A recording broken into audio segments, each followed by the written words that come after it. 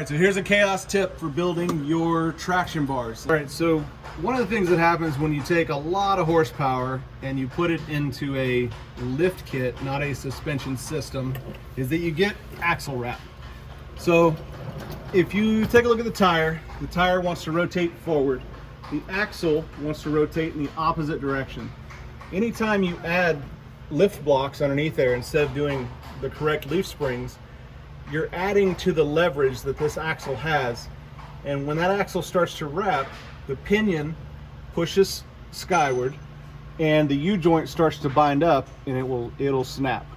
So if you're going to use this type of lift kit versus one that has the correct leaf springs on it, or even better yet, springs that go underneath the axle, then we've got to do something to mitigate that axle wrap.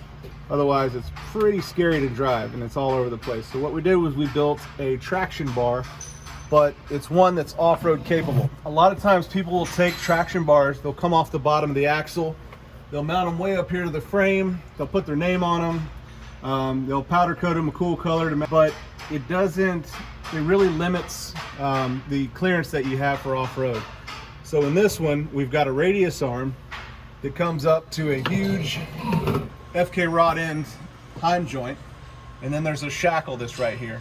So when this axle starts to wrap, it's pulling against this, and it won't allow this axle to roll up, but it will allow the axle to articulate side to side and drop out unrestricted, and it doesn't take away from any of the clearance that you have in the axle. If you're going to add a traction bar to this, especially if you've got like a Ford 8.8, the 14 bolt rear ends are bad about it as well, but really any rear end that you have, if you're going to put a traction bar on there that's secured to the axle tube, if you imagine this center differential, it wants to roll up, you have to weld your axle tube to the differential. There's only plug welds that come in this from the factory, and we see it all the time where this center differential will just rip loose from the axle tubes, and you start to drive, the differential will move, but the axle tubes stay where they're at. So take the time to properly clean, heat up, and weld the axle tubes into the differential right around here.